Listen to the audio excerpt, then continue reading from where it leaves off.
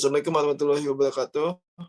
Kami dari kelompok 2 mata kuliah Laboratorium Statika Bisnis ingin menginterpretasikan hasil pertemuan 12 kami. Saya Muhammad Fikekal dengan PM 12.020.21057 bertugas sebagai moderator.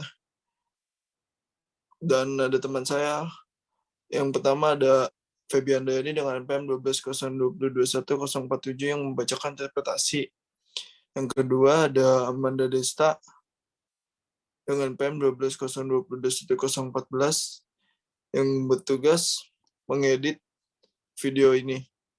Yang ketiga ada Auliana Malahayati dengan PM 12.020.11026 yang bertugas merecord Zoom ini. Yang keempat ada Dela Putri Amanda dengan PM 12.020.1002 yang bertugas membacakan interpretasi. Yang kelima ada Dimas Saputra dengan PM 12.020.1037 yang bertugas membacakan SPSS.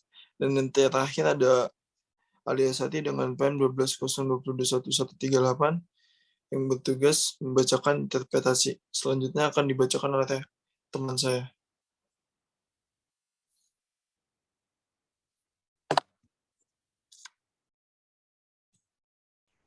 Ya, pada kesempatan kali ini kita akan menguji yang pertama itu uji normalitas.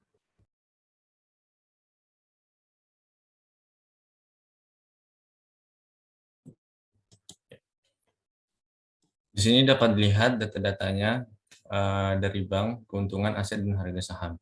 Di sini kita akan menguji masing-masing variabel terlebih dahulu. Pertama, kita klik analyze, klik on parametric test, regresi dialogs, one sample case. Setelah itu, tes variabel di sini kita pindahkan variabel keuntungan, aset, dan harga saham ke tes variabel list. Setelah itu, klik OK. Nanti akan muncul tabel seperti ini. Ya, nanti akan dibahas oleh rekan saya. Berikut tabel one sample Kolmogorov-Simrov steps. Interpretasinya, lihat yang dilingkari. Satu, variabel keuntungan nilai saing sama dengan 0,438 lebih dari 0,05, artinya datanya berdistribusi normal. Kedua, variabel aset nilai saing sama dengan 0,434 lebih dari 0,05, artinya datanya berdistribusi normal. Yang ketiga, variabel harga saham nilai saing sama dengan 0,610 lebih dari 0,05, artinya data berdistribusi normal. Oke, selanjutnya kita akan membahas menggunakan cara residual model regresi. Ini sama seperti yang sebelumnya. Caranya kita klik analyze. Setelah itu regression, klik linear. Nah, variabel dependent ini kita isi dengan keuntungan. Keuntungannya kita pindahkan ke variabel dependent, sedangkan di variabel independent ini kita isi dengan variabel aset dan harga saham. Nah, sebelum klik OK, kita klik save terlebih dahulu. Kita checklist standar digit ini. Setelah itu klik continue. Klik OK. Nanti ini tabelnya akan muncul. Nah, sebelum itu lanjut ke pembahasan selanjutnya di sini. Klik analyze, non-parametric test, regresi dialog, one sample case.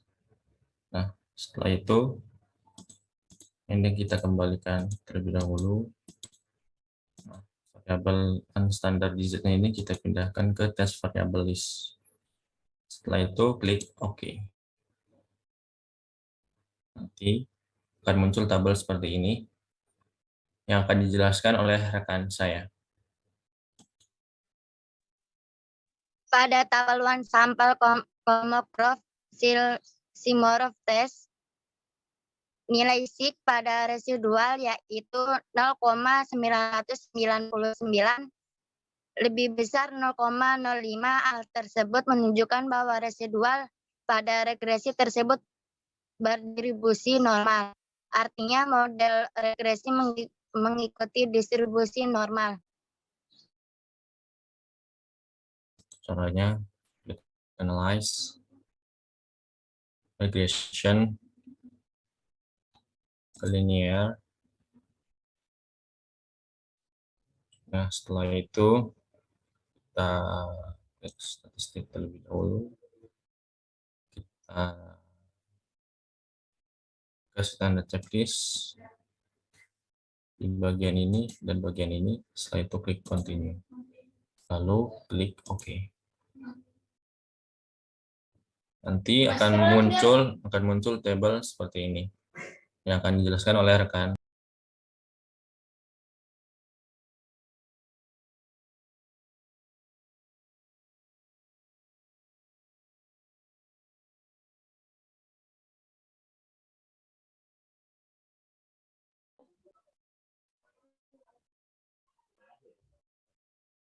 Jika nilai toleransi lebih besar dari 0,1 atau 10% dan nilai VIP lebih kecil dari 10, maka kita tidak mengalami multikolinearitas. Berdasarkan hasil, tidak ada yang mengalami multikolinearitas. Oke, di next slide ini kita akan menguji autokorelasi dengan menggunakan run test. Sama seperti yang sebelumnya. Kita klik analyze dan parametric test. Navigasi dialogs. Setelah itu klik runs. Nah, dari situ variabel under standard Z ini kita pindahkan ke test variable list. Setelah itu klik OK. Nah, ini hasil tabelnya akan dijelaskan oleh rekan saya.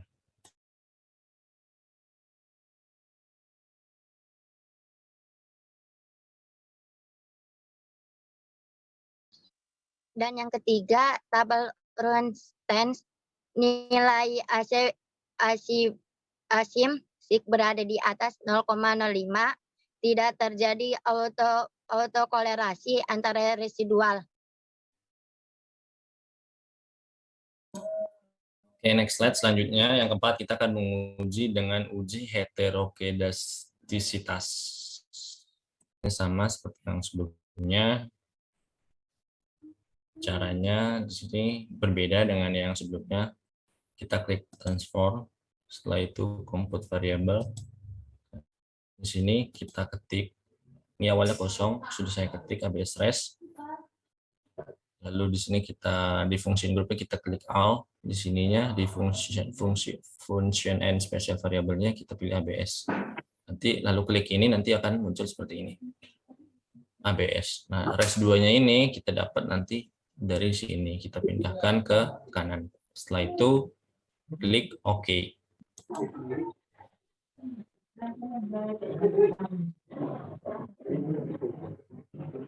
Nah, setelah klik OK, kita kembali ke data yang sebelumnya.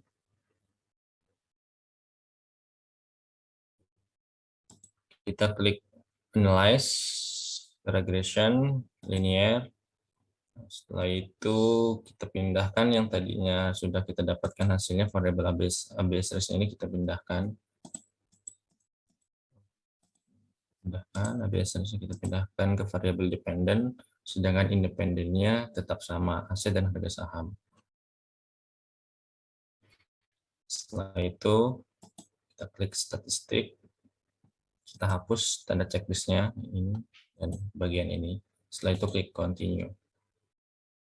Nah, setelah itu kita cek di plots, kita isi bahwa ini sebelumnya tidak ada, tapi di sini saya isi dengan SRESID, sedangkan variabel X-nya ini ZRESID. Setelah itu klik continue. Kita pastikan lagi di save-nya ini under standard kita hapus.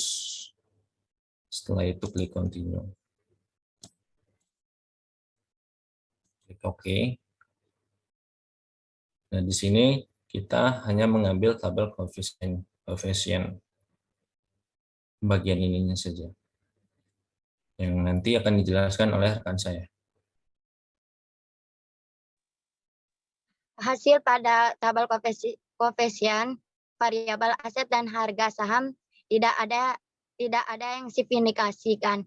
Model regresi tidak dapat heteroskedasitas.